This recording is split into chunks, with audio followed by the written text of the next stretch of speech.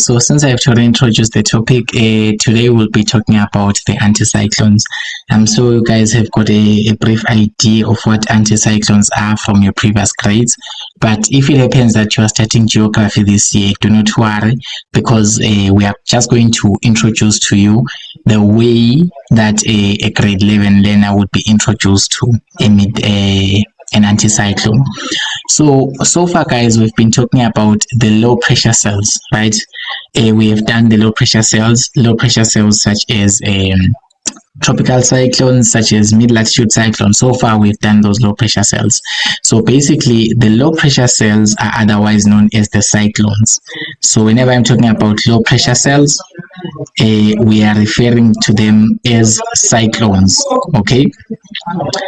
So for example, a mid-latitude cyclone, we say that it's a low pressure cell, as well as a tropical cyclone. Both of them have got a low pressure. Basically, guys, you need to remember what does low pressure means. It simply means that the atmospheric pressure decreases as you go towards the center. So now when we've got a high pressure cell, it is known as an anticyclone. So the high pressure cells are known as the anticyclones. So basically, these names just come from the circulation of air. Okay, they just come from the circulation of air. When we're talking about the cyclones or the low pressure cells, basically their air circulation, or the way the air rotates inside a low pressure cell at the southern hemisphere, it is clockwise. So basically, in a low pressure cell, remember, guys, that the air rotates in a clockwise manner. Okay, clockwise rotation, or the air circulates in a clockwise rotation.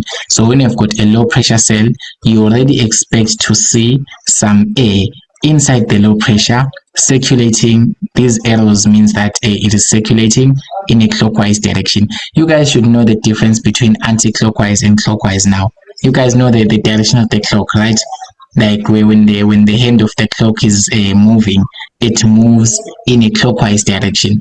So that clockwise rotation, it's actually a clockwise rotation, or it's a clockwise circulation of air. It happens in a low pressure cell, such as in a mid-latitude cyclone or in a tropical cyclone. But when it comes to anticyclones, at the southern hemisphere, or in the southern hemisphere, we have got an anti-clockwise rotation. So basically, the air in a high pressure cell or in an anticyclone, it rotates in an anti-clockwise direction. Okay, it's an anti-clockwise circulation, or you can say that it's an anti-clockwise rotation. So that's why we call them anticyclones. It's because of that anti-clockwise rotation of air inside a high pressure cell. Okay, so you guys should remember that the high pressure cell, basically, how do we identify, before we even see the H that represents the high pressure cell, we see the isobars. The isobars, guys, remember, those are lines that represent atmospheric pressure. So basically, those are lines that connect places with a similar atmospheric pressure. So basically, we're going to say that this is an isobar, and then we're going to have another isobar. They've got weird shapes because they are connecting different areas with equal atmospheric pressure. So let's just say now here we are having a 1004 hectopascals, and then here we're having 1008 hectopascals, and then here we're having 1012 hectopascals. You guys can observe that here, when we move towards the center of this pressure cell, basically the pressure increases, because we start with 1004, we go to 1008, we go to 1012. So basically, what you can say that the pressure is increasing towards the center of the pressure cell. So basically, we name that a high pressure cell. Okay, that's why we say it's a high pressure cell. So you guys, I'm just giving you a review to say that even if you know that the air circulates in an anti-clockwise direction, so you can see that the air circulates in an anti-clockwise direction, or it rotates in an anti-clockwise rotation. So basically, it will be going in that direction. I'm sure you guys know that this is anti-clockwise, right? These green arrows. Are you guys aware of that? You guys are, yes, so that's anti-clockwise rotation. That makes up a high pressure cell. Okay, so these high pressure cells and these low pressure cells, guys, they do affect our weather and our climate basically in South Africa. All right, they are the ones that define the seasons that we have in South Africa as well. You guys are aware that when it's summer here in the southern hemisphere, in winter, it is in the northern hemisphere it is winter. So the season in the in USA right now, if you ask what is the season right now, it is not going to be the same season as here, because remember guys that how is the sun distributed, right?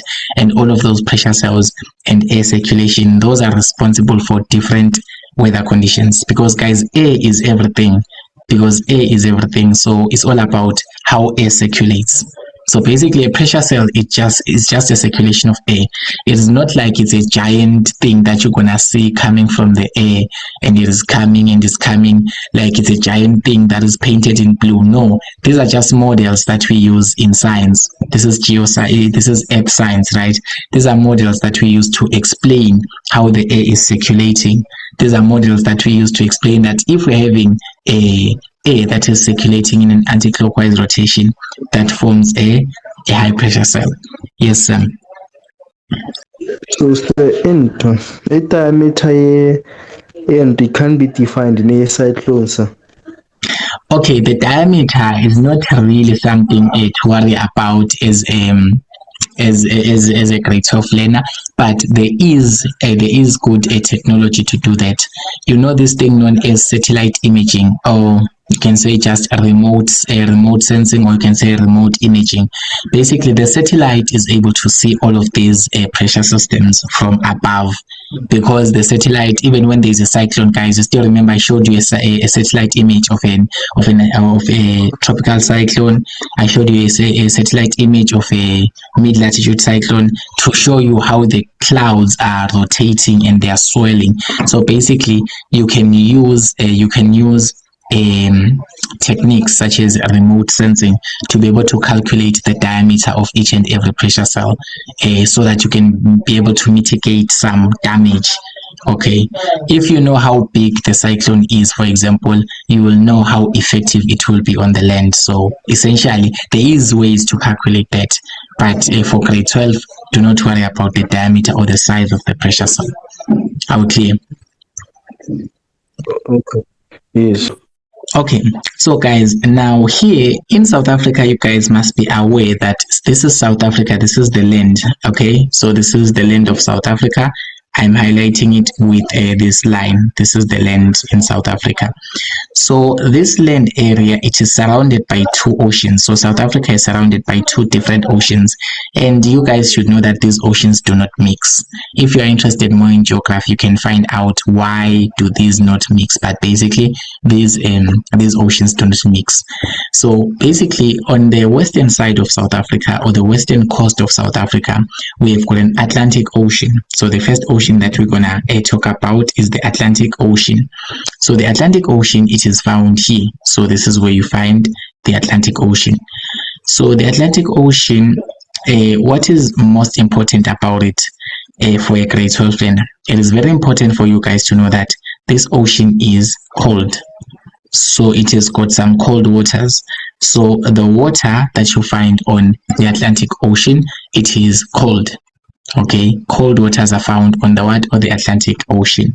So basically, if you go to the Atlantic Ocean and you place your foot inside the Atlantic Ocean, you're going to feel way more cold than any other ocean out there. So there are cold waters that are found in on the Atlantic Ocean. So basically, on the Atlantic Ocean, we have got a high pressure cell, aka an anticyclone, that is found on top of the Atlantic Ocean. So when you say that it's a high pressure cell, it simply means that we have got some air that is rotating there. So don't overthink it. Like a high pressure cell is something that is so big and you will see it moving and it will come to you and say, Sam, I want to destroy you today. No. It's not a, this is just some air that is circulating and it is forming clouds if it is warm. But for this one, we have a South Atlantic high pressure cell. So this South Atlantic high pressure cell, you can name it the South Atlantic anticyclone. So we can say it's a South Atlantic high pressure cell, or it's the South Atlantic anticyclone, because I've already told you guys that the high pressure cells are otherwise known as anticyclones, since they've got an anti-clockwise rotation of air inside them. So basically, the air that is rotating here in this anticyclone, it is cold air that is rotating. So basically, we have got cold air that is rotating. Okay, we've got cold air rotating and cold air rotating. So basically, in an anticyclone, not that the air will only rotate within the anticyclone, some of the air, it actually is blown into the land. So basically, some of this cold air from the cold Atlantic Ocean, it blows into the land. You guys can see my arrows, my blue arrows that are moving to the land, right? Yes, sir. Yes, so this air that will be blown into the land by this South Atlantic high pressure or this South Atlantic anticyclone, it is cold and it is dry air. When we say that the air is cold and dry, it simply means that it is cold. The temperature is low in that air, okay? Obviously, it makes sense, guys, because the Atlantic Ocean, it is made up of cold waters, or it consists of cold waters. So essentially, we're going to say that the air that is blown from that particular cold ocean, which is our Atlantic Ocean in this case, it will be cold as well. So basically, when this cold air blows into the land, there are regions that are found here at the west coast of South Africa, because remember, guys, that when we're talking about the coastal areas, we are talking about the areas that are located closer to the ocean. Talk about Cape Town, talk about Durban, talk about Port Elizabeth. All of those areas are located closer to the ocean. So these areas that I'm highlighting in yellow, if I can just title this region as region A and just say this is a region A. So basically, this region A that I'm highlighting in yellow, it actually experiences the effect of this South Atlantic anticyclone, because as this cold air is being blown by the South Atlantic anticyclone, it actually blows into this region, into the west coast of South Africa. Okay, because remember, guys, that the coastal areas are just the places next to the ocean or closer to the ocean. So essentially, this coast of South Africa, this side of South Africa that is receiving cold air from the South Atlantic anticyclone, basically would experience cold and dry conditions in this place. So basically, the South Atlantic high pressure cell or the South Atlantic anticyclone, it results in cold and dry conditions in this region, in the west coast of South Africa, the one that I'm highlighting in yellow. It is because it is blowing in some cold and dry air from the South Atlantic high pressure, from the Atlantic Ocean, basically. So you guys must be aware that cold air, it cannot carry more moisture. You guys know that cold air does not have moisture. It doesn't have it is not really having a lot of water vapor. So cold air can never be able to create clouds. So that's why we're having even the dry conditions. Cold air is usually dry. Okay, cold air does not have any moisture. It is only warm air that carries a certain amount of moisture. Are you guys clear on that? Yes, sir. All right. So, guys, does anyone stay in Western Cape here? Anyone in Western Cape province? In this province known as Western Cape, where you find Cape Town, where you find Mossel Bay, where you find Khayelitsha, yeah, in those towns. Does anyone stay in here? Has anyone ever been to Western Cape? Okay, -1. So none. So basically, guys, when you go to places such as Cape Town, places such as Northern Cape, those places, they experience quite a lot of those weather conditions. Okay, so it's basically part of Northern Cape and part of Cape Town, of course, part of Western Cape. Let's just call it Western Cape. Okay, those experience some cold and dry conditions. It's very cold in Cape Town. Although Cape Town can have 4 seasons in one day, it's because, remember, there are many pressure systems that are affecting the weather at Cape Town, including the mid-latitude cyclone that we did. Remember, guys, that the mid-latitude cyclone was causing winter rainfall in Cape Town. So basically, Cape Town can have had some drastic weather conditions, but we need to know that the ocean next to Cape Town is very cold. That is why when you go to a beach in Cape Town, you are less likely to swim there compared to when you go to a beach in Durban, or when you go to a beach in Richards Bay, or in Seoul, wherever you go. Okay, so basically that is it about the South Atlantic high pressure cell. Then after we are done with the South Atlantic high pressure cell, we now go to the Kalahari high pressure cell. So the Kalahari high pressure cell, it is dominant in winter and it is found on the land. So basically, this Kalahari high pressure cell, when you want to state its location or to mention its location, you say that it is found into the land. I always forget to add this point. So it is found in the interior. So guys, please learn to use the terms that we use in geography so that you guys will be fine. So this Kalahari high pressure cell or the Kalahari anticyclone, it is found in the interior of South Africa. So basically in the interior, the high pressure cell or the anticyclone that is responsible for controlling the weather system there, it is the Kalahari high pressure cell. Basically, it is the boss of the land. You guys will see, even in summer, it still controls the lands. So basically, the temperature that we feel in the interior of South Africa, in places such as Gauteng, places such as Mpumalanga, you know, like the places that are central to the country, places that are found here, those actually experience such conditions. So you guys are aware that in winter we have got clear conditions, we have got dry conditions. It is not really that much rain in winter. Take it for example, when it's June, in Johannesburg, guys, when it's June, it goes to around negative 12 degrees Celsius. Last year, I was visiting someone in Johannesburg, and when I got off at the station, it was very cold in the morning, guys. It was very cold. It was like the temperature rating was negative 12 degrees Celsius. So that's below freezing point of water. We're talking about like you are most likely to see ice, like the water. If you're gonna leave water and you go to sleep, you're gonna wake up and it's ice because basically it's very cold then. So basically in winter we're having those clear conditions, we're having those cold conditions, and they are stable conditions as well. So we're having clear and we're having stable conditions in winter. This is actually due to this Kalahari high pressure cell. All right, so it is dominant in winter and it results in this clear and the stable conditions in winter. I don't know if I had not mentioned this before, but when you're talking about stable conditions, guys, you need to know that stable conditions are associated with cold air.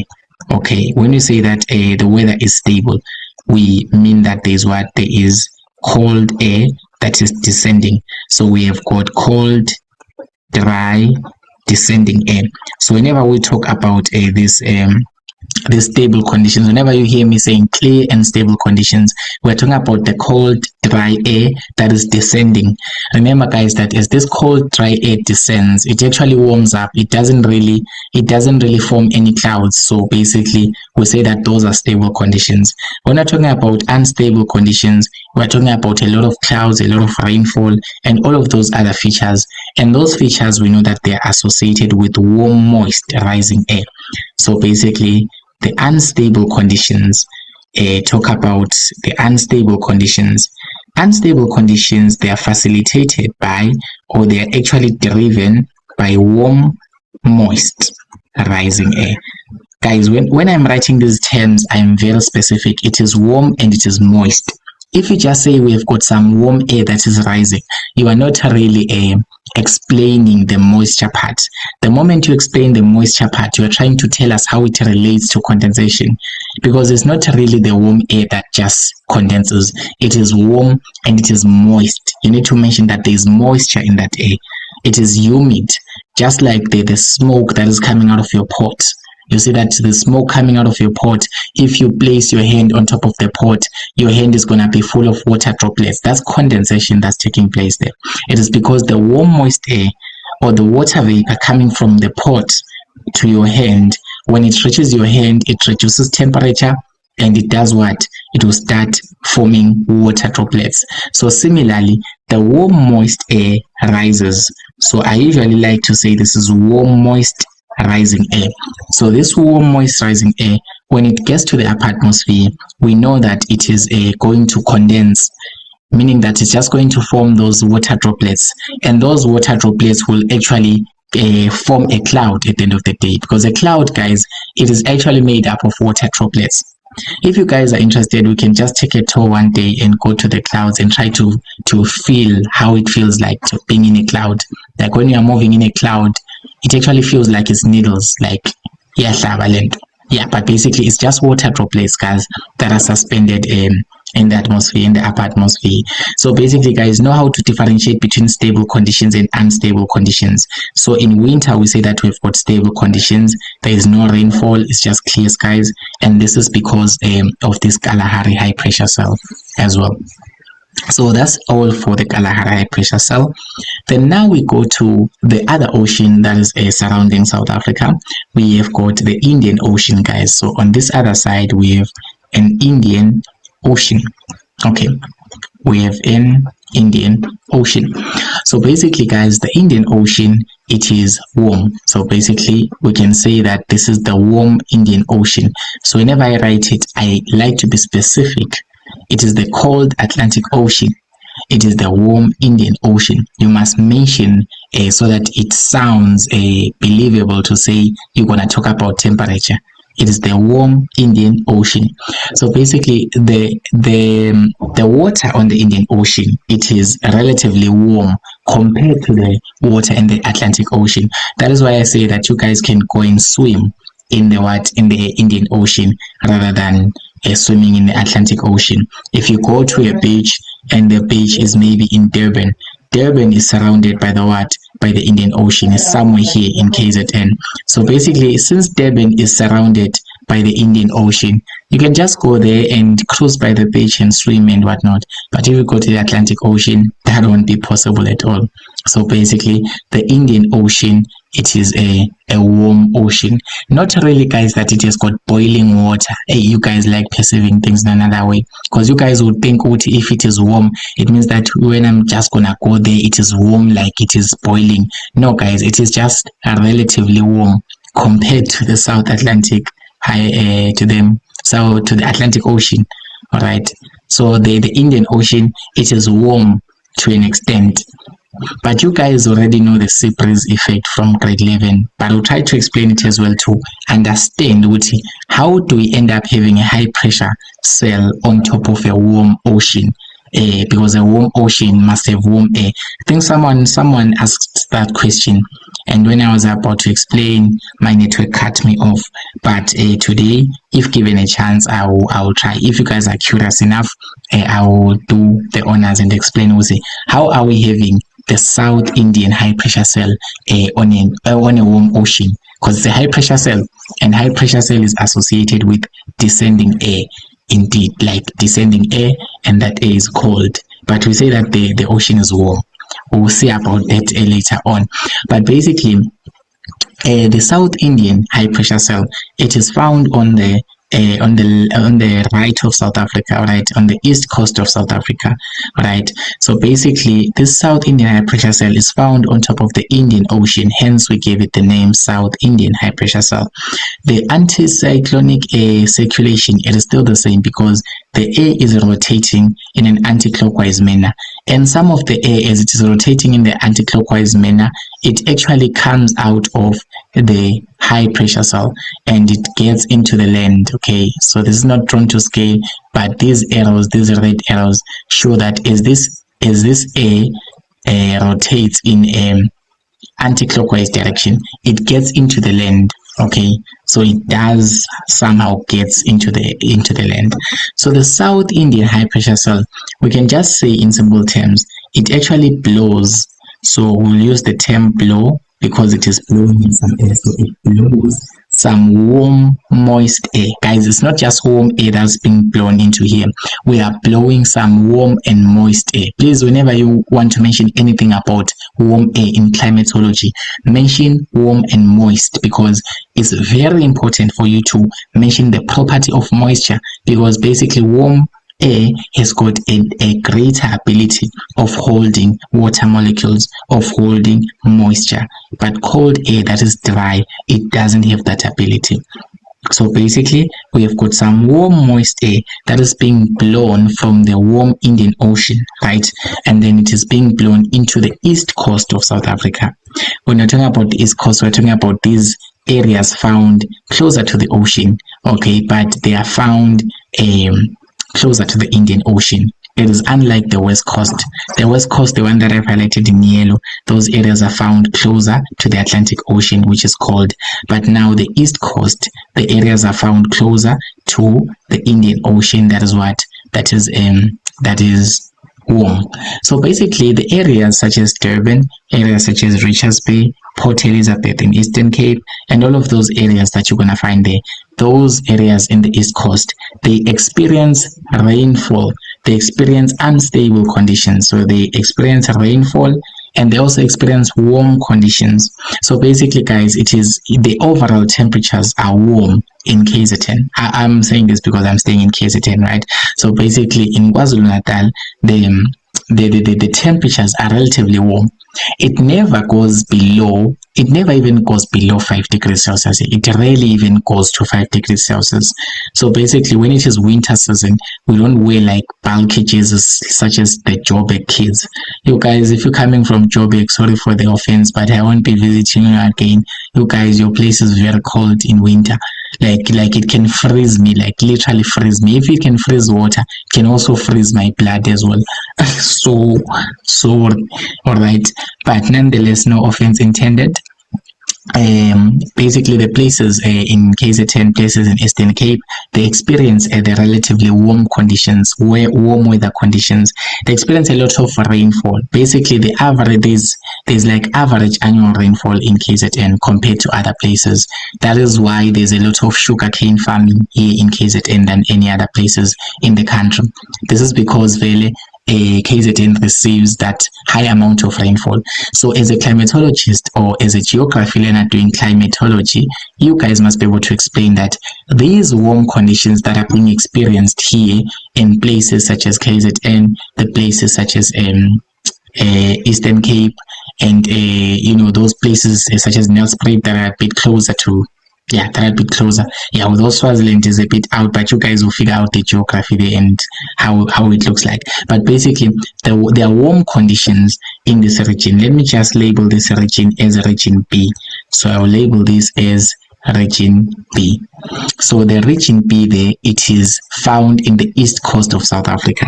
So those places experience warm weather conditions, unstable weather conditions, because we have got some warm moist air that is continuously rising and rising again, resulting in what? Resulting in these rainfall conditions, all of that basically. So guys, this is not only theory. You guys need to know how to apply this given a synoptic weather map. So you guys still need to revise on the elements of a weather station. You guys need to know how to interpret a weather station like this. What does it mean? This is clear skies, all of this, because I'm just giving you the information so that you guys know and internalize it. But when it comes to applying and doing questions, you guys are gonna see we're gonna use weather station models. We're going to use temperatures. You guys need to analyze. If we have got a temperature of 35 degrees Celsius here and we've got a minimum of 20 degrees Celsius here, this place is a hot place. Okay, it's a hot place. So we expect to find the cloud cover at least having some water in it. Okay, you guys did geography from grade 10. Guys, if you don't understand the weather station models and whatnot on the synoptic weather map, I even made a video on it. Okay, please look at it. Understand how to interpret the weather station model. Understand how to interpret wind speed, wind direction, the maximum temperature, the air temperature, and the dew point temperature. Okay, are you guys still with me? Yes, sir. Yes, sir. Awesome. Hey, you've been so quiet today. Right. So the anticyclones, the high pressure cells, and as well as the cyclones, I've already told you guys, they control the weather of South Africa in every season. So for it to be summer and for us to experience summer conditions, the conditions, the warm conditions and whatnot, basically it's because of these anticyclones as well as the cyclones. They actually work together to control the weather of South Africa. Let's look at this synoptic weather map whereby we have to do some bit of a practical application so that you guys can see what this is real.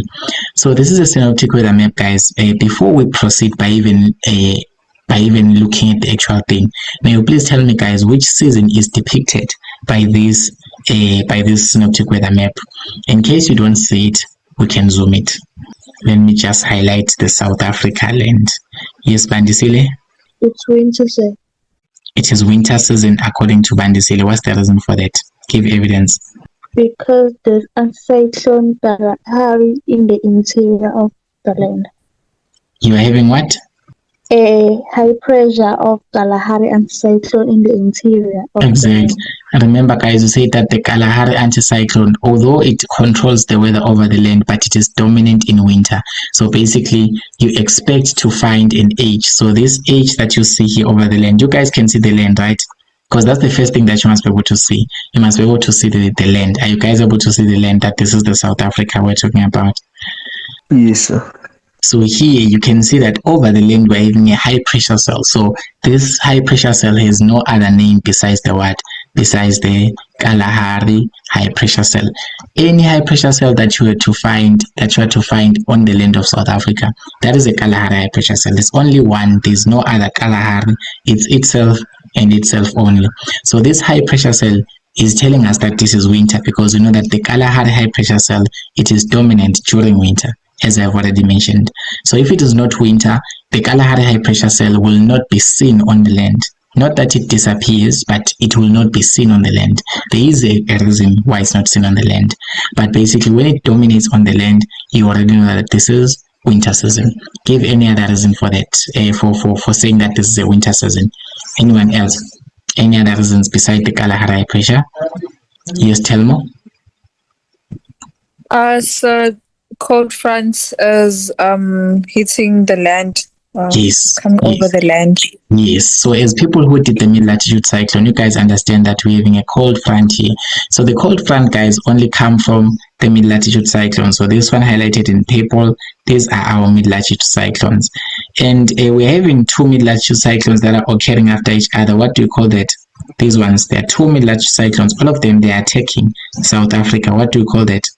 A family of cyclones. Yeah, so we're having a family of cyclones affecting South Africa. You guys can see that these two mid-latitude cyclones, they are like, you guys, once you see a cold front, you already know that it's the mid-latitude cyclone attacking. So you can, when you answer the question, you can say that there is a cold front passing by the land, or you can say that there is a mid-latitude cyclone passing through the land, or you can say that you are having a family of cyclones passing through the land.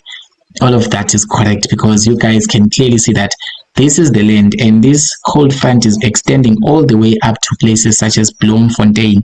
Okay, so sometimes the cold front can extend, can go to greater extents and get into the land. But basically, the presence of a cold front closer to the land tells us it's winter season, because you guys already know that in winter, that's when the mid-latitude cyclone attacks. Yes, Sam. So in other words, if I say it's a family of anticyclones, it's still okay, sir. Nope, they're not anticyclones. Low pressure cells are not anticyclones, Sam. Oh yeah, I realize that, sir. Yes, it's a family of cyclones. Just say this is the family of cyclones, because cyclones are low pressure cells, right? So it's a family of cyclones. Guys, what else do you see that proves that this is winter season? Yes, Bandisile. Yes, Bandisile. Yeah, the date. Yeah, I think that answer came from Paul and Bandisile, both of them. I don't know. Or am I right? Or am I getting your names wrong? Was it Oseho or Mpo? You guys have got similar voices. But it's fine. The date, guys, the date of a synoptic weather map, you can see that here the date highlighted here is 2024 0603. So this is like the 3rd of June 2024. So you know that on 3 June 2024, that is in June, so we expect that to be winter season. All of those are evidence pointing out. What other evidence, guys, can you see there? Yes, Bandisile again. The high pressure is closer to the land, sir. Yes, the high pressure is closer to the land as well. So when high pressure cells are closer to the land, but which one is closer to the land? Which high pressure are you referring to? The South Atlantic high pressure. Yes. So basically, if you are able to see this H, do you see, guys, the H here, this H here? do you see that it is found on the western part of South Africa, or it is found on the west of South Africa, right? It is found on the western part of South Africa. So that is found in the Atlantic Ocean. So once you're able to see it closer to the land in this way, you already know that this is winter season. So during winter season, the high pressure cells or the anticyclones, they get closer to the land, all of them. All right. What else, guys? One obvious thing. Please give me one obvious thing here.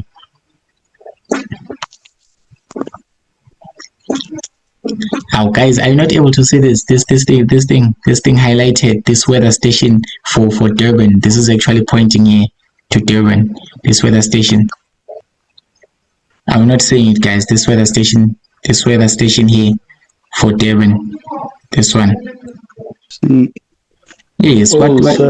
Yes. So I want you guys to, since we're going to a break in less than a minute, I want you guys to come with a good interpretation of this weather station and tell me why would it be evidence that this is winter season. You guys will tell me that does this weather station actually prove that it is winter season, and why? Let's go to a 10 minutes break. When you come back, you guys will tell me. Hey Lapo, I know that you've been enjoying this wonderful video, and most likely you've been enjoying watching this handsome face in front of you, but sorry ladies, I'm taken. I just here to tell you that Educate is on the road to 100,000 subscribers by the end of 2025. So please click the subscribe button and click the notification bell so that you get notifications whenever I post new videos. I want you guys to pass. Okay, so if you make my dream true, I reach 100k subscribers, I will make your dreams come true. I will even get you to varsity. I will get you with 7 distinctions. Yes. So now, before we went to the break, I gave you a task, guys, to say, I gave you a hint and say that this somehow proves that this is winter conditions, or this is winter season. How does that prove that it's winter season, guys? Let's hear from you. How does this prove this is winter season? This is a task that you're supposed to do in the 10 minutes rest break. Yes, Sam. So in my side, I can't prove that because we have 2 different temperatures. So. Okay. So what does this temperature on top mean, guys? What does the temperature on top mean? It's known as the maximum, guys. So you already forgot. Hi. This is the maximum temperature, or you can say it is the air temperature. All right. And then the one that is found below here at the bottom, it is known as the minimum one. It is known as the minimum temperature, or you can say that this is the dew point. So you can say that this is the minimum temperature, or you can say it is the dew point. Dew point is the same thing as saying dew point temperature. In case they say dew point temperature, it simply means that we're having what? We're having the lowest temperature possible. So guys, these temperatures in a weather station model like this, basically when a weather interpreter tells you that the maximum is 35 degrees Celsius, it means that the highest temperature expected for that day is 35 degrees Celsius. Remember, guys, weather is just it's just the atmospheric conditions over a short period of time, such as a day, such as a week, like those short periods of time. So this 35 degrees Celsius, it is the highest temperature that is most possible during the day. So if we say that today the maximum temperature is 35 degrees Celsius, it means today we do not expect it to get hotter than 35 degrees Celsius. Yes, Sam. So in other words, that 35, sir, is for a day, therefore the 3 is for the night. No. This is the minimum. Okay, listen to me very carefully. When I say 35 degrees Celsius, I'm trying to, okay, I show this weather station model. It changes each and every day, if not each and every hour, guys, because weather changes drastically. You can wake up in the morning and then there are clear skies, and then in the afternoon there's clouds. So basically this weather station, this is just for that time immediately. Let's just say for that hour. Let's just say this is the weather station model for that hour. This 35 degrees Celsius, it is the maximum temperature. It means this is the highest possible temperature during the day. Okay, like for that time, Jal, for that time. If this weather station model is valid for an hour, basically it means that it can never get hotter than 35 degrees Celsius in that hour. Okay, so it's the maximum. So it means we don't expect to find any other hotter temperature. Even if it gets hot, it will never surpass this point. It will never pass or exceed this 35 degrees Celsius. Then the minimum temperature, or the dew point temperature, this is 3 degrees Celsius in this case. This means that, I'm sure there's a weather station a model for Durban. So it means that in Durban, for this period, it will never go below 3 degrees Celsius. So the minimum or the lowest temperature possible is 3 degrees Celsius. So do you see, guys, that we're having a lot of low temperatures there? The minimum temperature is very low. Do you see that? Do you know, guys, 3 degrees Celsius, how low that is? Are you guys aware that it's cold? 3 degrees Celsius is cold. Yes, sir. Yes, it's cold. Yeah, so basically that is the lowest temperature possible. So if the temperature can get as low as 3 degrees Celsius for that time, it means that it is cold condition. So you can say that they are cold conditions according to this. If the temperature can get as low as 3 degrees Celsius for that time period, then you can say that is what it can be cold conditions. What about the precipitation, guys? What is the precipitation for this weather station model? What is the precipitation? There is no precipitation indicated, right? What about the cloud cover? What about the cloud cover? The cloud cover is clear. Yes, it's clear skies. So this open circle, it tells you that it's clear skies. There is no cloud cover. We don't have any cumulonimbus clouds, nimbus stratus, cumulus. It's basically clear skies.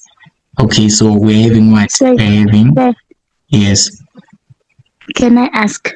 Yes, perseverance. So if the station model, the cloud cover is overcast, that means we are going to have high pressure. We are going to have precipitation. Yes, we're most likely to have a certain type of precipitation. Usually it's rainfall. Usually. Okay. Yes, but if it's clear skies, guys, we cannot have precipitation without having clear skies. Yeah, because with clear skies, when there are no clouds, you can't really have any form of moisture released from the atmosphere. So we're having cold conditions, cold air, and also our conditions here, we can just say that they're clear skies. We're having clear skies, guys. So these clear skies, they tell you a lot. So these clear skies. So when you say that we're having cold air, guys, can we say that we are having stable or unstable conditions? Cold air. Is it stable or unstable conditions? Stable, sir. Yes, stable conditions. According to how I explained to you guys, when we have got clear skies, we have got stable conditions. So having stable conditions. Alright, so basically, guys, this describes winter, because I've already told you guys that during winter this holds true. During winter this holds true. Is the cold condition, is the clear skies, is the stable is the cold, clear and stable conditions. So all of them, they hold true. So this weather station model can be able to help you to see that this is what we're having, because basically, yeah. And do you guys know how to calculate the chances of rainfall here at this point? According to your grade 10, grade 11, do you still remember how to calculate the chances? Do you still remember how to calculate the chances of rainfall here? No, sir. Okay, if you don't know, I will introduce. Most teachers, they hardly mention this, but basically there is this thing known as a range. So a range, you just say the maximum temperature minus the minimum temperature. Just like in maths, in statistics, you know that the range is maximum minus minimum value.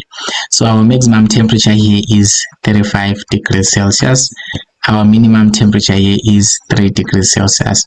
So your range here is 32 degrees Celsius. Now, how do you interpret the range?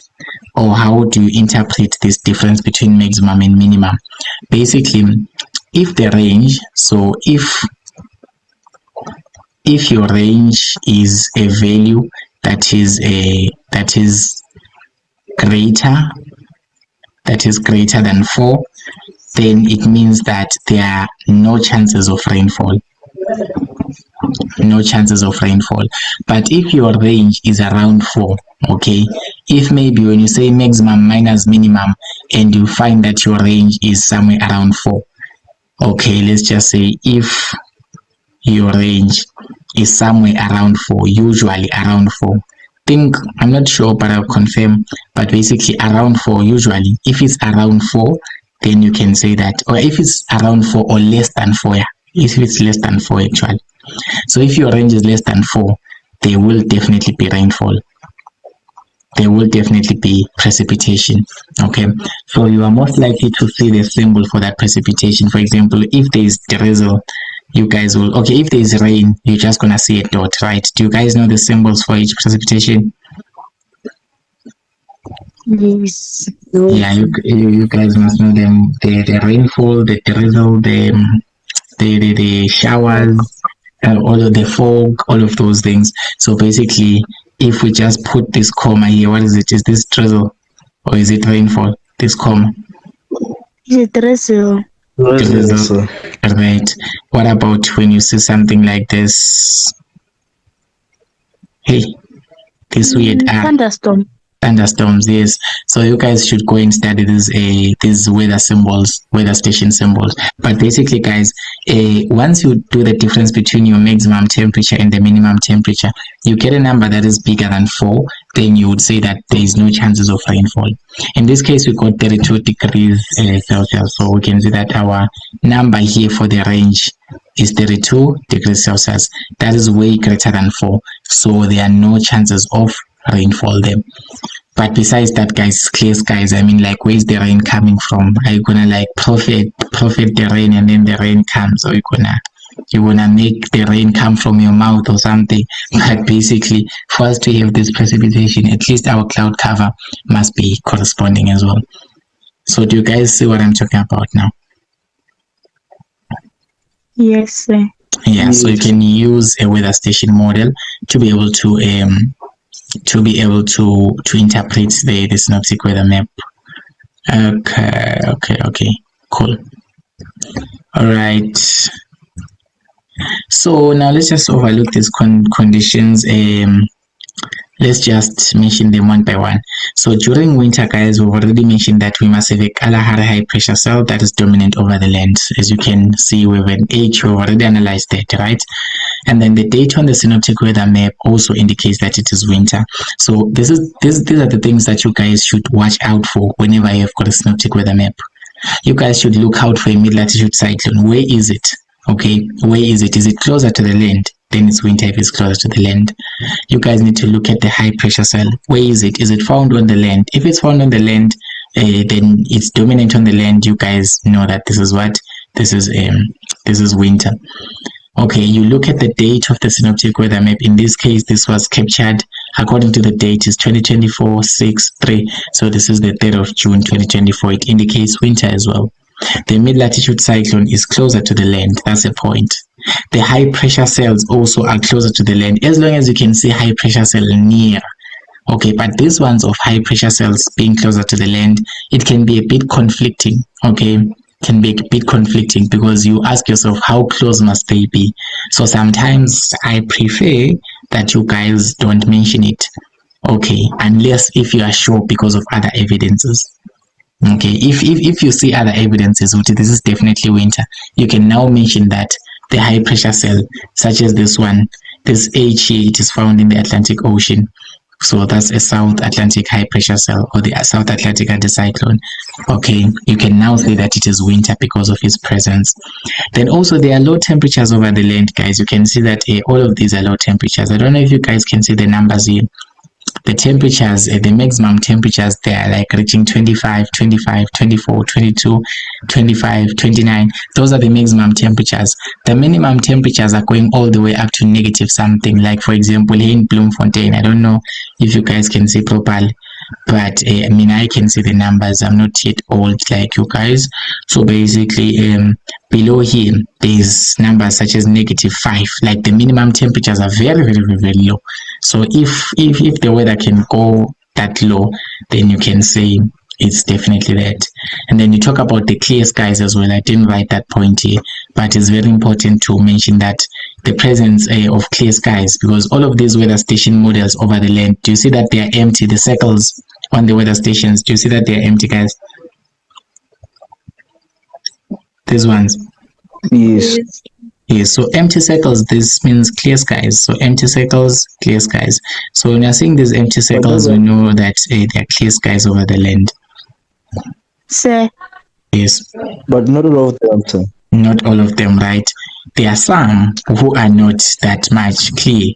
Look at these ones. These ones. Do you see the one that I'm circling in green? These ones.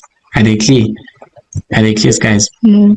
No, because you can see that they are shaded inside your weather station models. These circles here, they are shaded. Some of them, they are like shaded completely in black to show that this is overcast conditions. There are a lot of clouds.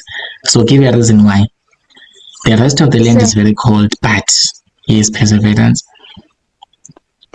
If I say the season of this synoptic weather map is winter because there is a cold front, I'm wrong?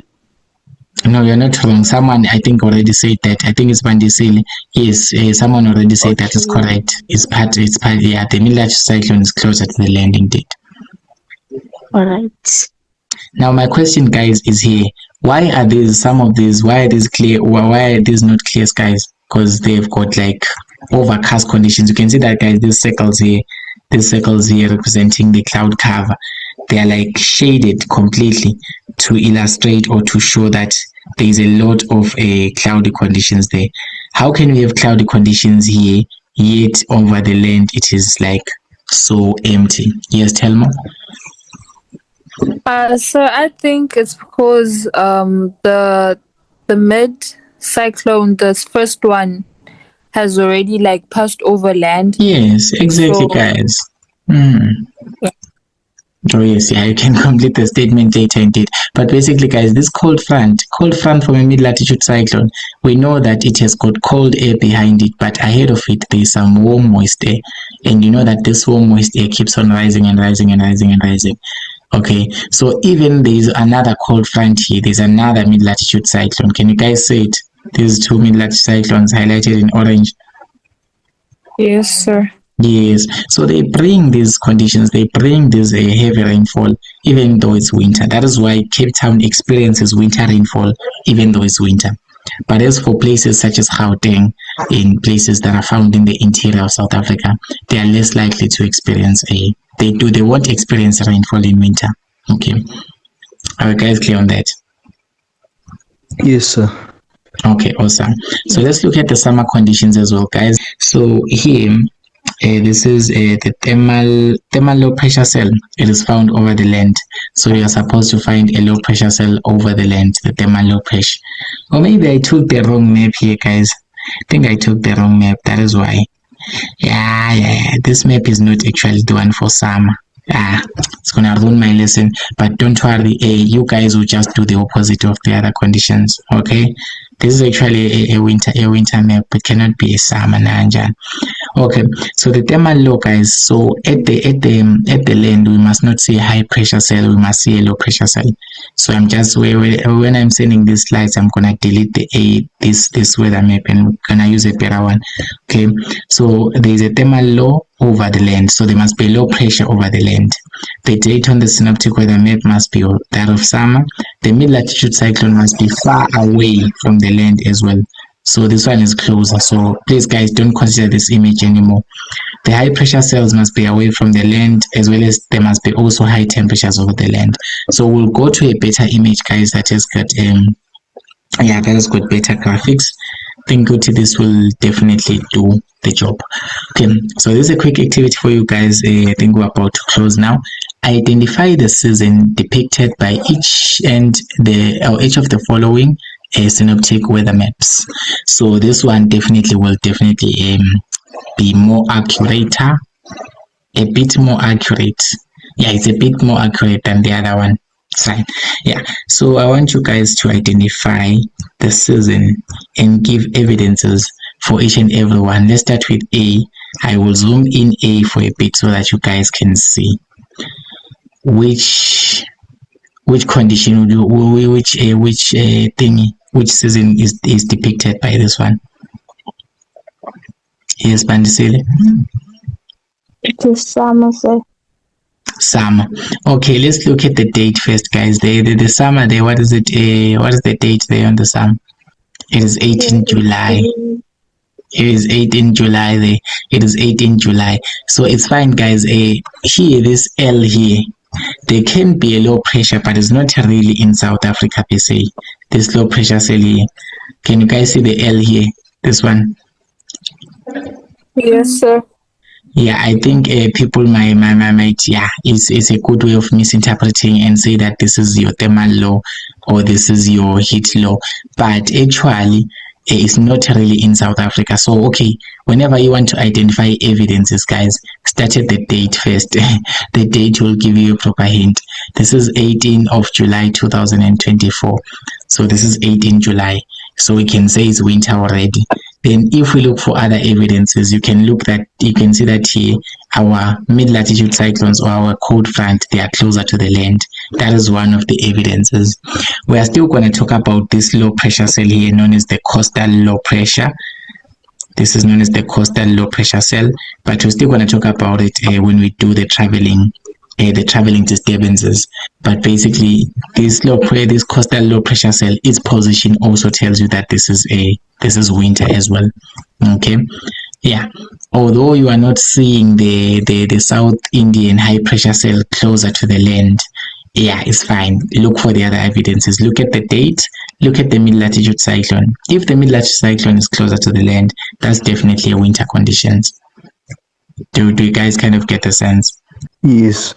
Yeah, so as much as there is a low pressure over the land there, it doesn't really imply Uti, this is the thermal low, it is the one on the land. Okay, unless you're sure. Let's just try to look at the evidence that we can see. So we can say that this is winter conditions because of the date on the synoptic weather map. We can talk about the mid-latitude cyclone's proximity to the land. So the mid-latitude cyclone is closer to the land. What else can you talk about, guys? What else can you see? There's a coastal low pressure there, guys, although you haven't learned of it. But I'll just give you this as an evidence. I want you guys to research based on it, right? Use your textbook, go and read what the coastal low pressure cell is. So the coastal low pressure cell is on the east coast.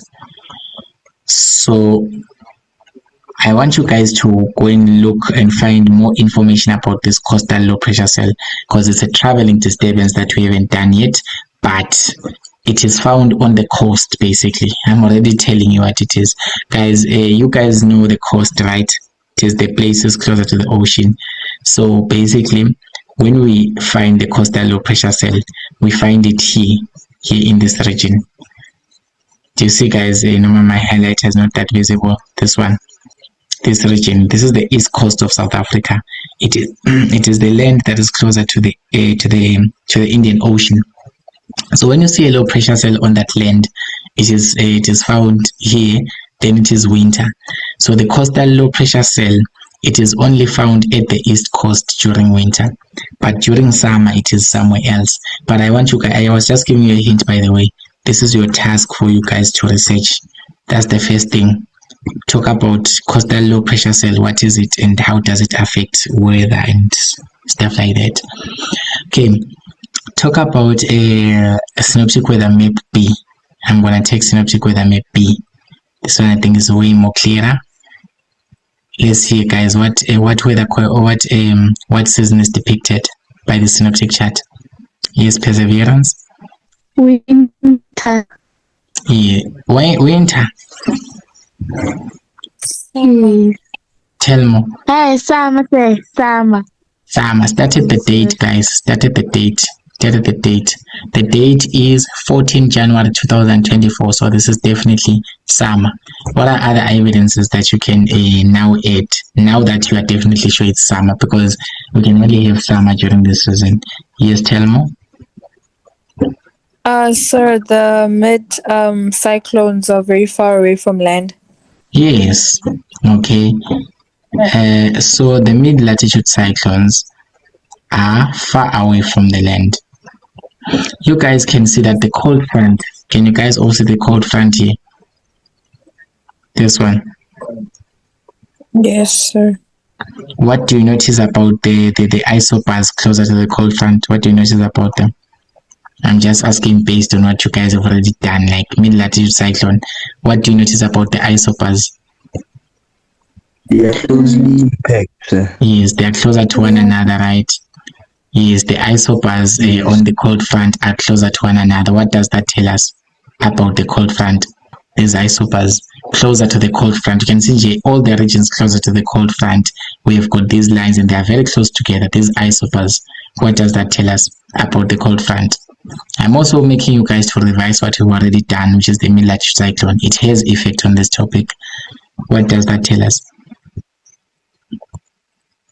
Roli says gusty winds. That's correct. Yeah, that's correct because we do have gusty winds during.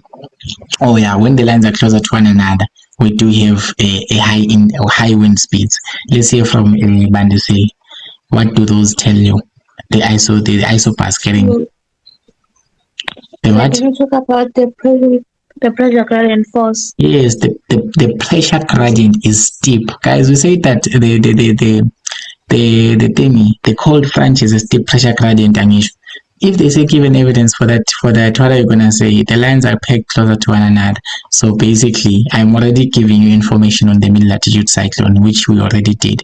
Basically, you can say that cold front is a steep pressure gradient. Steep pressure gradient. Give evidence from this. It is, you can see that the isobars are closer to one another. So there's a steep pressure gradient causing more warm moist air to rise. So you guys should not just cram, because when we are doing mid-latitude cyclones, you're usually using the side view. You guys should not just cram only. You should understand when you say that the cold front, it is steep, and then the warm front, it is steep. We're talking about the pressure gradient at that particular point. Okay, so yeah, you guys can see that these are the cold fronts, and they're very far away from the land, because if you can see your South Africa here, the land is far. This is the land. This is the land. Here is the land. It is far. What else, guys, can you see that this is some? What else can tell you that this is some? Yes, tell more. Sir, there's no sign of the coastal low. Well, you should talk when the coastal low is there. Tell us when it is there. But when it's not there, you wouldn't say Uti. It is summer, because basically during summer the coastal low is somewhere here at the west coast, and then during winter it travels and comes here. So try your best to not answer based on something that's not there. Tell us what's there. Okay. Okay, sir. What else, guys, do you see? This is this one. Since we've already verified it's some, what is this? Yes, Bandise. The thermal low present. Yes, that's when you guys can talk about the thermal low pressure cell, because you're already sure that this is definitely some. Okay, so the low pressure cell found on the land, it is the what? There's a heat low pressure there, or you can say there's a thermal low pressure. Thermal low pressure cell or the heat low pressure cell. Mid-latitude cyclones are far away. Mid-latitude cyclones are far from the land. Okay, all of those are evidences. So guys, I think we need to close now. Guys, I want you to complete this activity. You will do C and you will tell what the weather is, or you will tell what the season is. You do C and you do D. You all give evidences for each and every one.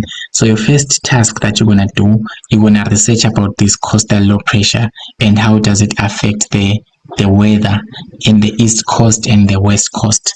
Okay, and then after that you are going to look at what is the Great Escarpment.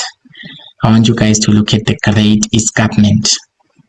The Great Escarpment. Just go and research based on that. You use approved textbooks, guys, the CAPS aligned textbooks. Okay, so you guys are gonna look at two things. Those are the two things that I want you guys to research on. It is the coastal low pressure as well as the Great Escarpment. So with that in mind and with that said, please anyone close for us with a prayer. Close your eyes. Lord, please be with us as we are about to go to sleep, present as a person. In your name, amen. Amen. Amen. Thank you so much, Bandisile.